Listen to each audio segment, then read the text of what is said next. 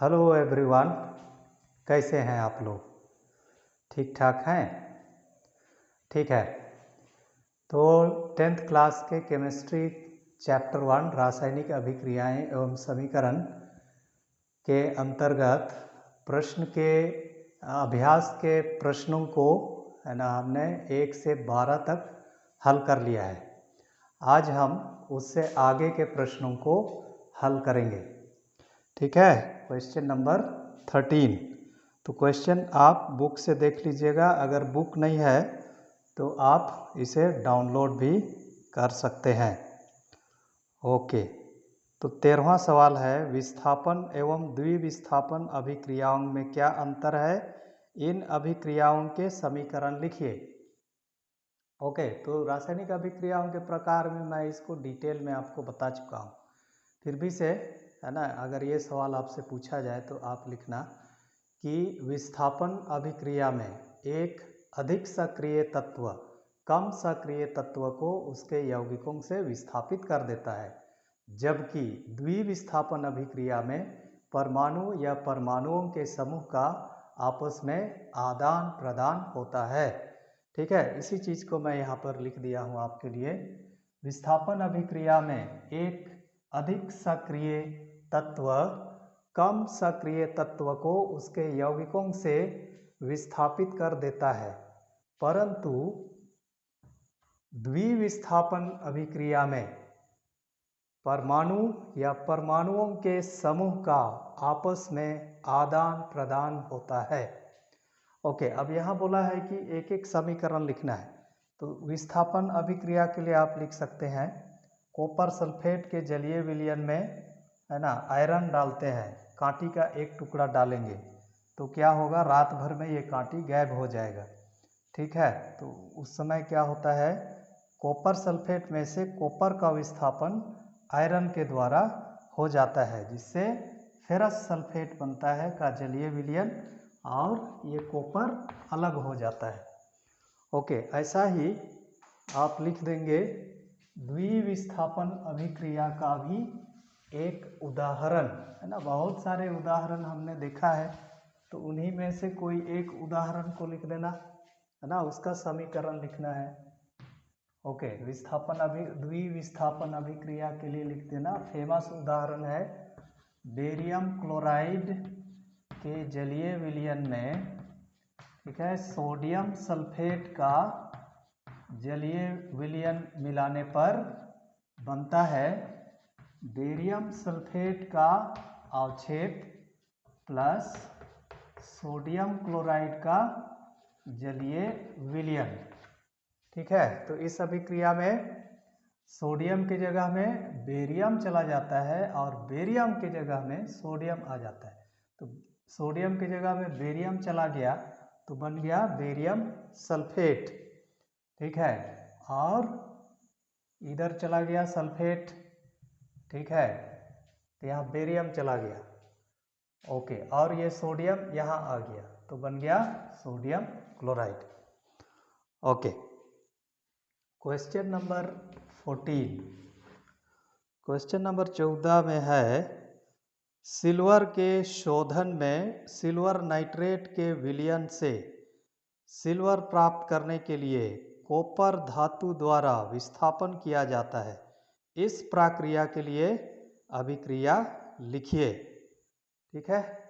Silver nitrate के विलयन से, है ना, में की अभिक्रिया कॉपर के साथ की जाती है। तो सिल्वर नाइट्रेट का फॉर्मूला होता है AgNO3, है ना, जलीय विलयन बोल रहा है इसलिए यहाँ AQ लिख देना, प्लस कॉपर ना सॉलिड।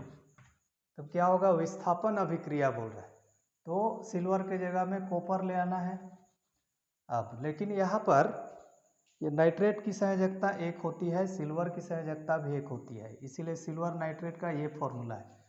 ओके। कॉपर की संयोजकता 2 होती है लेकिन नाइट्रेट की संयोजकता 1 होती है, इसलिए क्या करना होगा, नाइट्रेट को हमको 2 बार यहाँ पर लिखना होगा। ठीक है। कॉपर नाइट्रेट का जलीय विलयन प्लस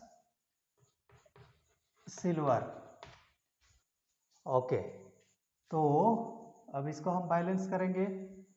ओके, सिल्वर यहाँ पर, नाइट्रेट यहाँ पर 2 बार हो गया, नाइट्रोजन 2 बार, तो यहाँ 2 बार बनाने के लिए यहाँ 2 बार लिखेंगे। ओके, यहाँ 2 बार लिखे तो सिल्वर भी 2 बार हो गया, तो ये हो जाएगा 2 बार। इस प्रकार से ये बैलेंस हो जाएगा। ठीक है, ये है copper nitrate, copper nitrate, copper nitrate, और ये है सिल्वर नाइट्रेट, सिल्वर नाइट्रेट।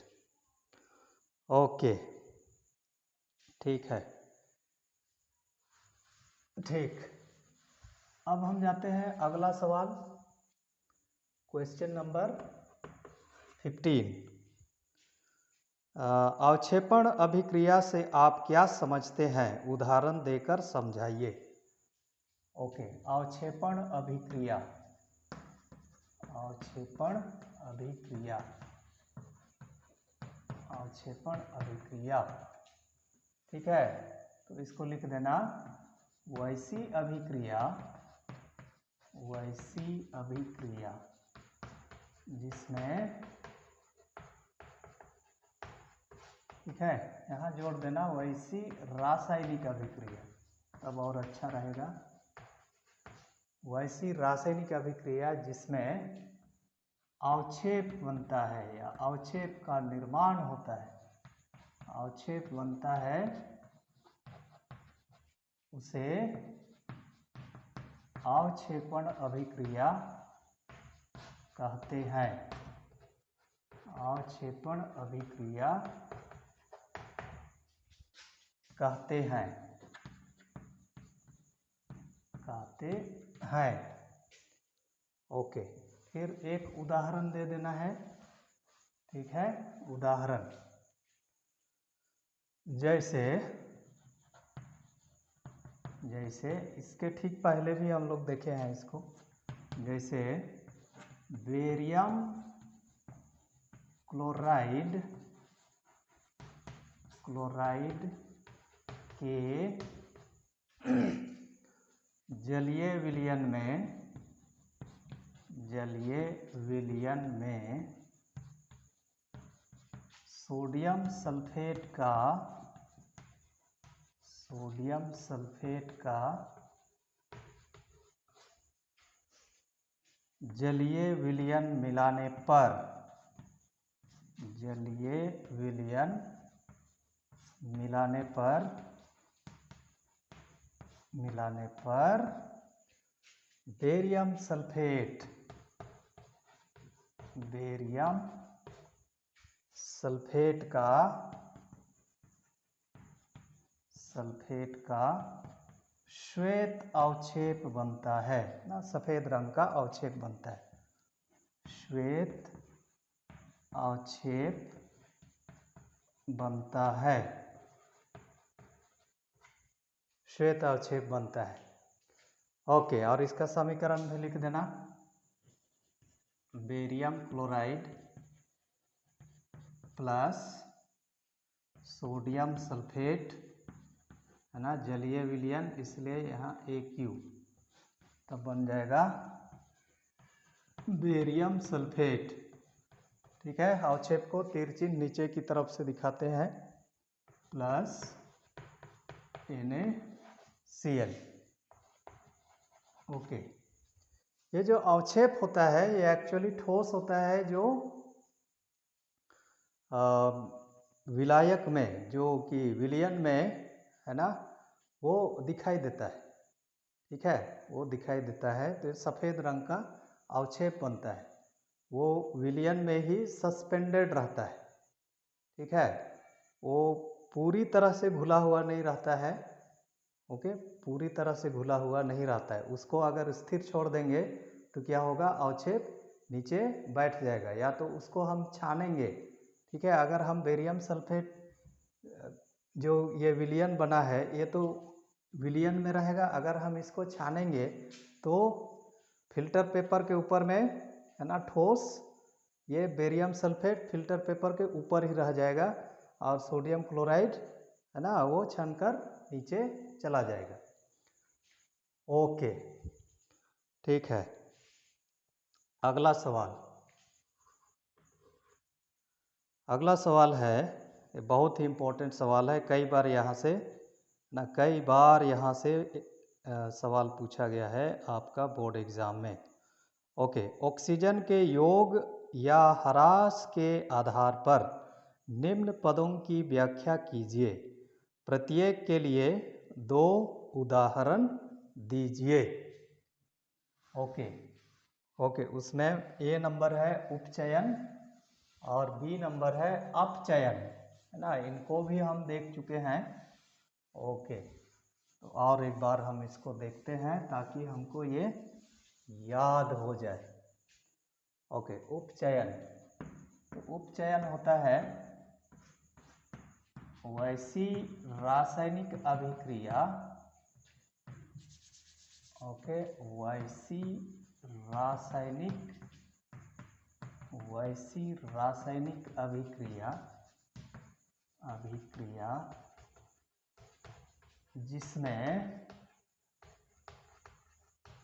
जिसमें किसी तत्व में, है ना, यहाँ सवाल है कि हाइड्रोजन के योग या ह्रास के आधार पर परिभाषित करना है।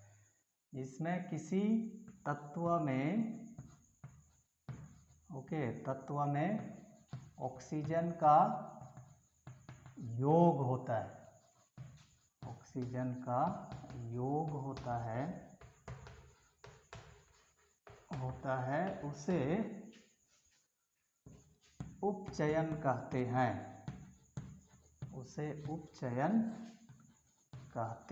हैं, ठीक है। तो यहाँ पूछ रहा है योग या ऑक्सीजन के योग या ह्रास के आधार पर, हाइड्रोजन के योग या ह्रास के आधार पर नहीं बोल रहे। ओके, तो उपचयन वैसी रासायनिक अभिक्रिया होती है जिसमें किसी तत्व में ऑक्सीजन का योग होता है। तो 2 उदाहरण पूछ रहा है, तो 2 उदाहरण लिख देना। सिंपल वाला लिखते हैं Mg+O2, MgO, है ना। मैग्नीशियम में ऑक्सीजन जुड़ गया। अब इसको बैलेंस करने के लिए यहाँ 2 लिखेंगे और यहाँ 2 लिखेंगे। दूसरा उदाहरण, सिंपल उदाहरण आप लिख सकते हैं C+O2, तो बन जाएगा CO2, ठीक है। तो इसमें मैग्नीशियम का उपचयन हो गया क्योंकि यहाँ देख रहे हैं मैग्नीशियम में ऑक्सीजन जुड़ गया। उसी प्रकार कार्बन का उपचयन हो गया क्योंकि कार्बन में इधर ऑक्सीजन जुड़ गया। ओके, अब देखते हैं अपचयन। अपचयन में क्या होता है, ऑक्सीजन का ह्रास होता है। तो यहाँ केवल चेंज करना, वैसी रासायनिक अभिक्रिया जिसमें ऑक्सीजन का ह्रास होता है उसे अपचयन कहते हैं। तो उसको अप बना देना है, अपचयन कहते हैं। ओके, यहाँ भी 2 उदाहरण, तो यहाँ पर ले सकते हो जिंक ऑक्साइड प्लस कार्बन, तो क्या होगा, जिंक और कार्बन मोनोऑक्साइड बनेगा। तो किसका अपचयन हुआ, जिंक ऑक्साइड का अपचयन हुआ। किसमें हुआ, जिंक में। तो ऐसे तीर चिन्ह से दिखा देना। ओके, अपचयन, ठीक।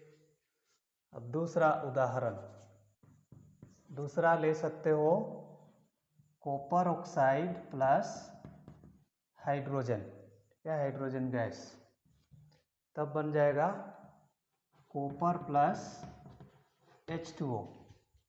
ओके, तो यहाँ भी दिखा देना, कॉपर ऑक्साइड का अपचयन हो जाता है कॉपर में, ठीक है।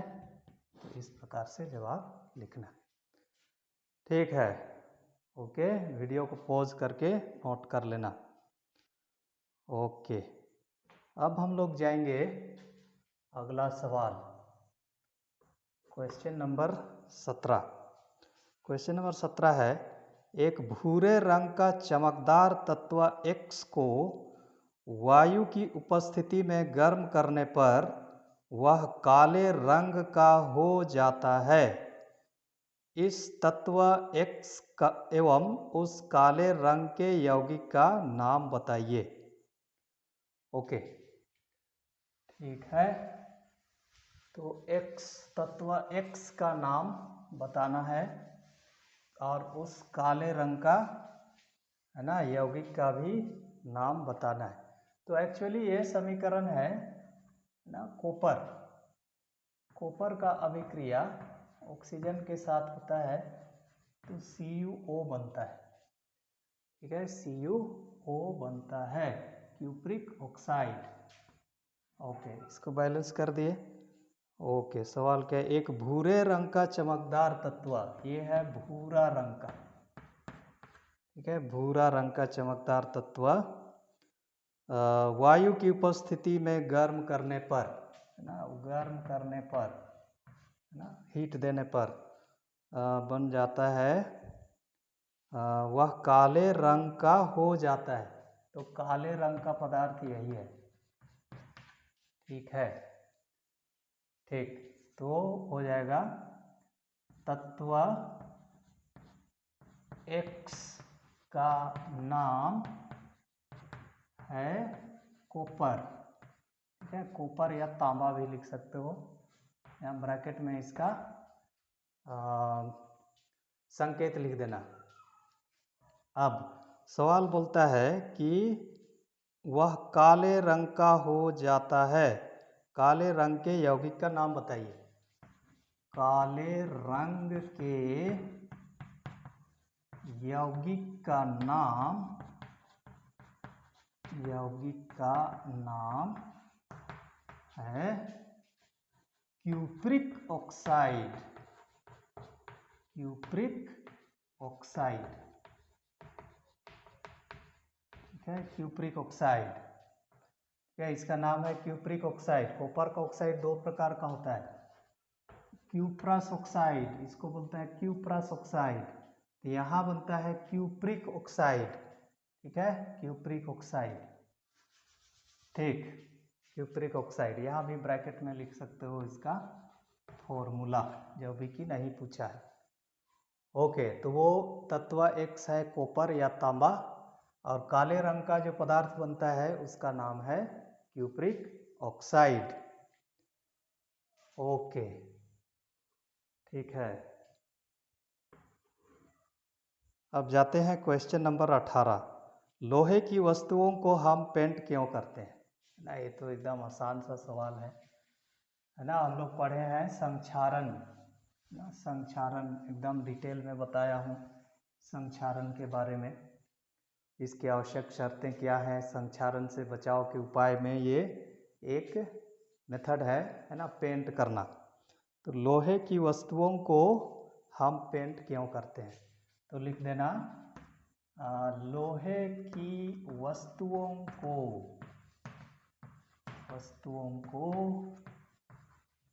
जंग लगने से बचाने के लिए या संक्षारण से बचाने के लिए, जंग लगना या तो संक्षारण से बचाने के लिए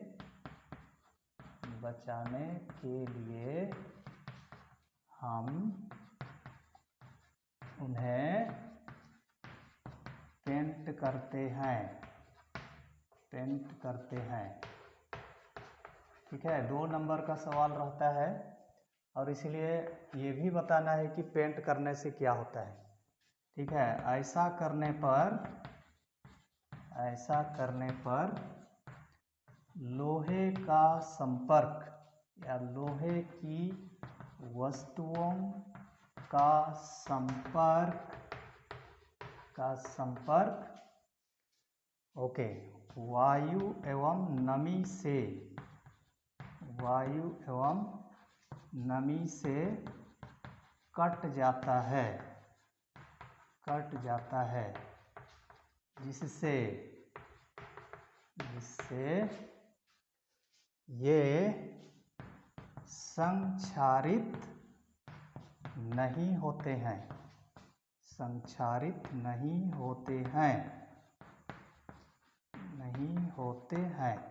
ठीक है, तो ये भी बता लेना है कि जब पेंट करते हैं तो क्या होता है। तो लोहे की वस्तुओं को संक्षारण से बचाने के लिए हम उन्हें पेंट करते हैं। और ऐसा करने से क्या होता है? ऐसा करने पर लोहे की वस्तुओं का, ओके यहाँ पर लिखना, लोहे की वस्तुओं का संपर्क वायु एवं नमी से कट जाता है, क्योंकि संक्षारण के लिए आवश्यक शर्त है कि वायु एवं नमी की उपस्थिति होनी है, तभी संक्षारण होगा। तो क्या होता है, पेंट करते हैं तो वायु एवं नमी से संपर्क कट जाता है, जिससे ये संक्षारित नहीं होते हैं। ओके, ठीक है। अब देखते हैं क्वेश्चन नंबर 19। तेल एवं वसा युक्त खाद्य पदार्थों को नाइट्रोजन से प्रभावित क्यों किया जाता है? तो इसको भी मैं बताया हूँ जब मैंने पढ़ाया आपको विकृत गंधिता, ठीक है। तो तेल एवं वसा युक्त खाद्य पदार्थों को अधिक समय तक खुला छोड़ देने से इनका उपचयन हो जाता है, जिससे इनका गंध एवं स्वाद विकृत हो जाता है, और इसी को बोलते हैं विकृत गंधिता। तो विकृत गंधिता से बचाने के लिए ही इन्हें क्या करते हैं, जैसे कुरकुरे, चिप्स इत्यादि के पैकेटों से ऑक्सीजन को निकाल करके उसके अंदर नाइट्रोजन गैस भर दिया जाता है। तो इसका जवाब में लिखना, तेल एवं वसा युक्त, तेल एवं वसा युक्त खाद्य पदार्थों को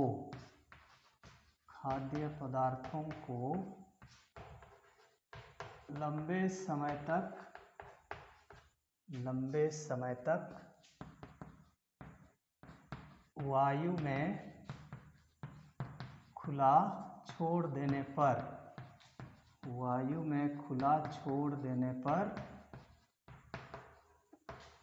देने पर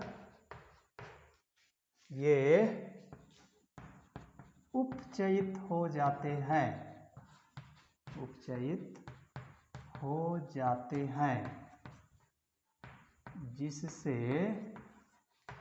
जिससे इनका दो चीज, गंध एवं स्वाद विकृत हो जाता है,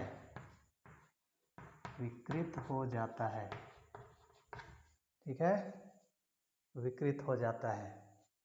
ओके, तो इसी से बचाव के